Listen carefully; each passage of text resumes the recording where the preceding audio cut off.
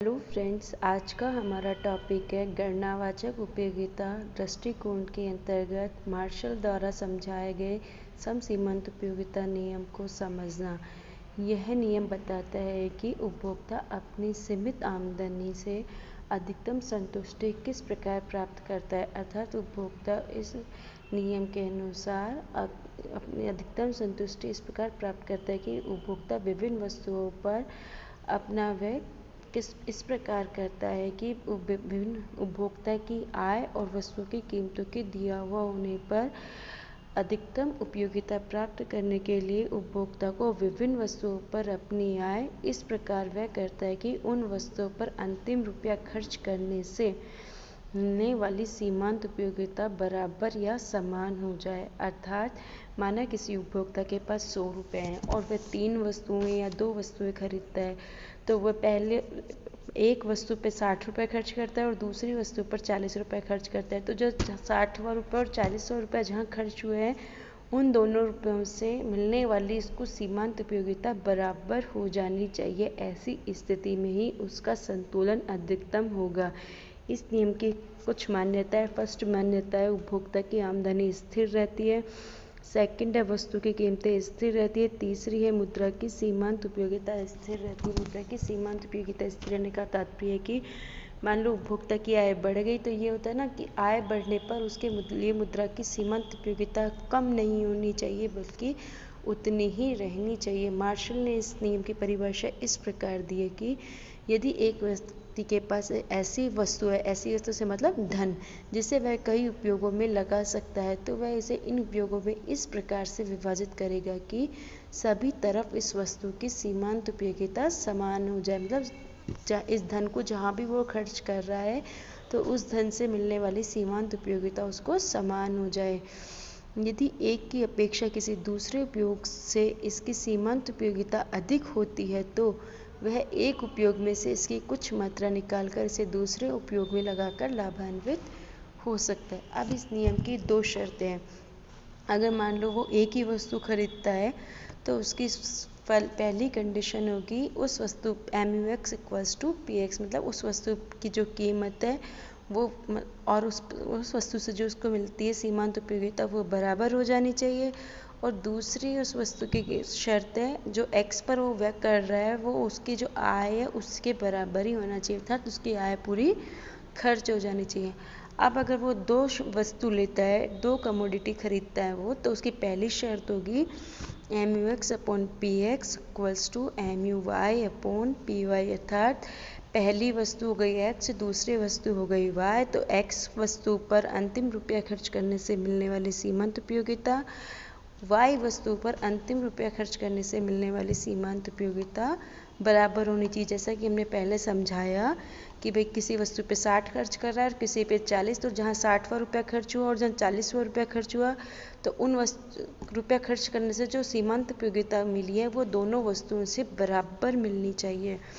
और second condition है X × PX + Y × PY = I, अर्थात उसकी कुल आय दोनों वस्तुओं पर खर्च हो जानी चाहिए। अब एग्जाम्पल है, माना किसी व्यक्ति के पास 10 रुपये है और प्राइस ऑफ X वस्तु की कीमत है 2 रुपये और Y वस्तु की कीमत 1 रुपये, तो व्यक्ति 10 रुपये को इस प्रकार व्यय करेगा। ये हम एक टेबल द्वारा देख सकते हैं। पहले तो हमारे पास ये दिया हुआ है वस्तु की मात्रा 1, 2, 3, 4, 5, 6 मात्रा हो गई। X वस्तु से मिलने वाली सीमांत उपयोगिता को दर्शा रहा है 30, 24, 18, 16, 12, 10, मतलब पहली वस्तु से इतनी, दूसरे से 24, तीसरी से 18, चौथी से 16, पाँचवीं से 12, छठी से उसको 10 के बराबर सीमांत उपयोगिता मिल रही है। और Y वस्तु में वो पैसा खर्च करता है, तो एक वस्तु से 16, 14, 10, 9, 6, 4 के बराबर उसको सीमांत उपयोगिता मिलती है। अब हमको ये इस टेबल से हमको जो हमने पहले पूर्व में जो 2 कंडीशन पढ़ी है वो हमको फुलफिल करनी है। पहली कंडीशन तो हमें पता है MUX/PX = MUY/PY, सेकंड है X × PX + Y × PY = I। ये हमारी दोनों फुलफिल हो जानी चाहिए। अब हम देखेंगे उसके पास एक्स वस्तु की कीमत कितनी है, 2 रुपये, और वाई वस्तु की कीमत 1 रुपये है। तो जहाँ अगर वो एक्स वस्तु की 1 इकाई खरीदेगा तो उसके 2 रुपये खर्च हो जाएंगे 10 में से, और वाई वस्तु पे खरीदेगा तो उसका 1 रुपया ही खर्च होगा। तो अब हम देखते हैं, अगर वो पहला रुपया अगर वो 30 वाई एक्स पे खर्च कर देता है, पहली यूनिट तो सबसे पहले वो खरीदता है, तो उसके 2 रुपये खर्च हो जाएंगे, क्योंकि उसकी कीमत 2 रुपये एक्स की। तो 2 रुपये खर्च होंगे तो उसकी उपयोगिता कितनी मिलेगी, MUX अपॉन PX करके देखेंगे तो उसको 15 ही उपयोगिता मिलेगी। और अगर हम देख रहे हैं तो वाई यहाँ तो 15 रुपये ही मिल रही है उसको 1 रुपया खर्च करने से उपयोगिता, और जबकि वाई पे देखेंगे तो उसको 16 रुपये उपयोगिता मिल रही है। तो वह पहला रुपया वाई वस्तु पर खर्च कर देगा, क्योंकि उसको 1 रुपया खर्च करने से 16 रुपये उपयोगिता मिल रही है, जबकि एक्स पे वो व्यय करता है तो 1 रुपया खर्च करने से उसको 15 ही सीमांत उपयोगिता मिलेगी। तो इसी प्रकार तो पहला रुपया उसका यहाँ खर्च हो गया। अब दूसरा रुपया वो कहाँ खर्च करेगा वो हमको देखना है। दूसरा रुपया वो वाई पे खर्च करता है तो उसको 14 ही उपयोगिता मिलेगी, जबकि एक्स पे खर्च करेगा तो उसको 15 उपयोगिता मिलेगी सीमांत उपयोगिता। तो वो 15 ज़्यादा सीमांत उपयोगिता लेना चाहेगा तो वो दूसरा रुपया एक्स पे खर्च करेगा, तो वो दूसरी इकाई एक्स की खरीदेगा। तो एक्स की वो 1 इकाई खरीदेगा तो उसके 2 रुपये खर्च हो जाएंगे, तो 1 रुपये तो यहाँ खर्च हो गए, तो 2 और 3 रुपये एक्स पे खर्च हो गए, तो उसके पास अब टोटल बचे 7 रुपये। अब उसको 7 रुपये खर्च और करने हैं। तो अब अगर वो वापस से एक्स पे खर्च करता है तो उसको 12 ही उपयोगिता मिलेगी 1 रुपये से, जबकि वाई पे खर्च करेगा तो उसको 14 के बराबर मिलेगी। तो वो चौथा रुपया अपना वाई पे खर्च कर देगा, जहाँ उसको 14 के बराबर सीमांत उपयोगिता मिल रही है। अब इस प्रकार उसके 4 रुपये खर्च हो गए। अब उसके पास 6 रुपये खर्च बचे। अब अगर वो अगला रुपया उसका 5वां रुपया वाई पे खर्च करेगा तो उसको 10 के बराबर उपयोगिता मिलेगी, और एक्स पे करेगा तो 12 के बराबर, तो उसके वो अगली इकाई एक्स की खरीदेगा, जहाँ उसको 12 के बराबर सीमांत उपयोगिता मिलेगी। तो उसके 2 रुपये यहाँ और खर्च हो गए, तो उसके 5 और 6 रुपये बचे खर्च हो गए। अब उसके पास बचे 4 रुपये। अब अगर 4 रुपये में वो अगला रुपया एक्स पे खर्च कर देता है तो उसको 9 ही उपयोगिता मिलेगी, और जबकि वाई पे खर्च करता है तो उसको 10 के बराबर उपयोगिता मिल जाएगी। तो वो अपना 7वां रुपया वाई पे खर्च करेगा। इसी क्रम में वो अब 8वां रुपया वो अपना उसको वाई से भी 9 अगला रुपया वाई पे खर्च करता है, उसके पास 3 रुपये बचे हैं, तो 3 रुपये बच रहे हैं, तो वो अगला रुपया वाई पे खर्च करता है तो उसको 9 के बराबर सीमांत उपयोगिता मिल रही है, और एक्स पे खर्च करता है तो भी उसको 9 के बराबर सीमांत उपयोगिता मिल रही है।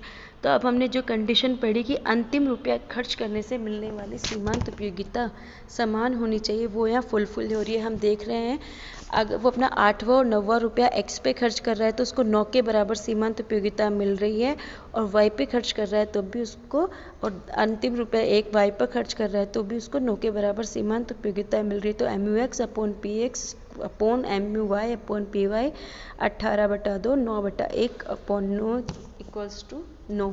तो फर्स्ट कंडीशन सेटिस्फाई हो गई, और सेकंड कंडीशन है उस दोनों वस्तुओं पर खर्च होने से उसकी पूरी आय समाप्त हो जानी चाहिए। तो x into P X plus Y into P Y equals to I, ये हमारी कंडीशन है। तो x की उसने कितनी इकाई खरीदी, 3 इकाई खरीदी, और x की कीमत कितनी है, 2 है, और y की उसने 4 इकाई खरीदी थी, और y की कीमत कितनी है, 1। तो 3 को 2 से मल्टीप्लाई करा 6 आ गया, और इधर 4 आ गया, तो 6 और 4 को किया 10, और 10 ही उसकी टोटल आई थी। तो ये खर्च दोनों चीज़ फुलफिल हो गई, तो सेकंड कंडीशन भी सेटिस्फाई हो गई। इस प्रकार सम सीमांत उपयोगिता का नियम यहाँ पर पूरी तरह संतुष्ट होता है। Thank you.